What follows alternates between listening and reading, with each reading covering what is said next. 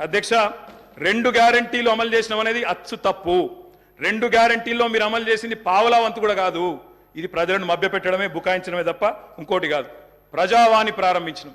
ప్రజావాణి కొత్తగా ప్రారంభించేది ఏంటి అధ్యక్ష? ఎప్పటి నుంచో ఉన్నది, ప్రతి మండే కలెక్టర్ ఆఫీసులో నడుస్తూనే ఉంది. మీరు ప్రారంభించిందే ఉంది. ఇనుప కంచెలు తీసేసినాం. నేను అడుగుతా ఉన్నా అధ్యక్ష, ఇనుప కంచెలు ఎవరేసినారు అధ్యక్ష? ఇనుప కంచెలు ఎవరేసినారు? 2012లో వేసిందే కాంగ్రెస్ ప్రభుత్వం, కిరణ్ కుమార్ రెడ్డి నాయకత్వం.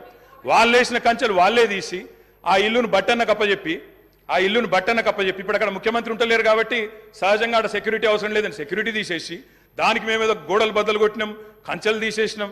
అధ్యక్ష, ఈ బిల్డప్లు ప్రజలు నమ్మరు అధ్యక్ష. 2012లో వాళ్ళే కంచెలేసి 2023లో వాళ్ళే తీసి ఏదో చేసినాం అంటే ప్రజలంతా పిచ్చివాళ్ళు కాదు అధ్యక్ష, అన్ని గమనిస్తా ఉన్నారు.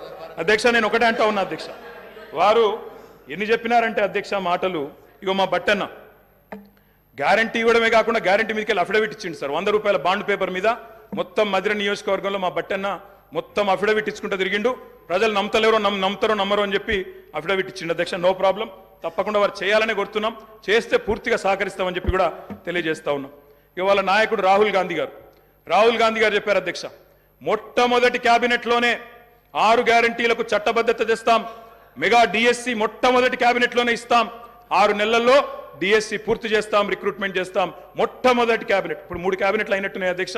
మరి మొదటి క్యాబినెట్ ఎడవైందో, 6 గ్యారంటీలకు చట్టబద్ధత ఎడవైందో చెప్పాలి అధ్యక్ష. అధ్యక్ష, రాహుల్ గాంధీ గారు చెప్పారు ఆదిలాబాద్ లో.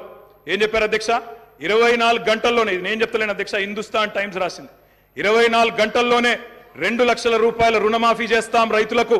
ఇది రాహుల్ గాంధీ గారు చెప్పిన మాట. నిలబెట్టాలని చెప్పి నేను కోరుతా ఉన్నా. 24 గంటలు కాకపోయినా 24 రోజుల్లోనైనా నిలబెట్టండి అని చెప్పి నేను కోరుతా ఉన్నా. అధ్యక్ష, వారు చెప్పినారు కౌలు రైతులకు బీమా రుణాలు, కౌలు రైతులకు బీమా. కౌలు రైతులు ఎదురు చూస్తున్నారు రాష్ట్రంలో, మరి రుణాలు ఇవ్వమని కోరుతా ఉన్నారు. అధ్యక్ష, ఇది రేవంత్ రెడ్డి గారు చెప్పారు. కేసీఆర్ ఉంటే 5,000 వస్తాయి, కేసీఆర్ ఓడిపోతే 15,000 వస్తాయని చెప్పి డిసెంబర్ 9 నాడు స్వయంగా రేవంత్ రెడ్డి గారు చెప్పారు. ముఖ్యమంత్రి పదవిలో కూర్చున్నారు. మరి వారు డిసెంబర్ 9 దాటిపోయినట్టుంది. ఈరోజు డిసెంబర్ 16 అనుకుంటా. 15,000 ఎడబోయినాయని చెప్పి రైతులు అడుగుతా ఉన్నారు. రేవంత్ రెడ్డి గారు మీరు సమాధానం చెప్పేటప్పుడు చెప్పాలని కోరుతా ఉన్నాం. అధ్యక్ష, వారు చెప్పారు బీసీలకు 1,00,000 కోట్లు, బీసీలకు సబ్ ప్లాన్ తెస్తాం, బీసీలకు ఎంబీసీ మంత్రిత్వ శాఖ తెస్తాం, బీసీలకు మేము బ్రహ్మాండంగా 1,00,000 కోట్లు కేటాయిస్తాం, సబ్ ప్లాన్ తెస్తామన్నారు.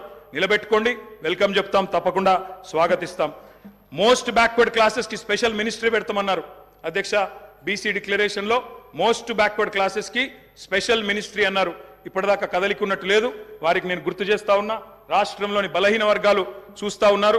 సమాధానం చెప్పేటప్పుడు చెప్పాలని చెప్పి నేను కోరుతా ఉన్నా. మైనారిటీలకు sub plan, minority sub plan అన్నారు. బడ్జెట్ సెషన్లోనన్నా తెండి, తప్పకుండా మైనారిటీలకు బీసీలకు సబ్ ప్లాన్ తేవాలా.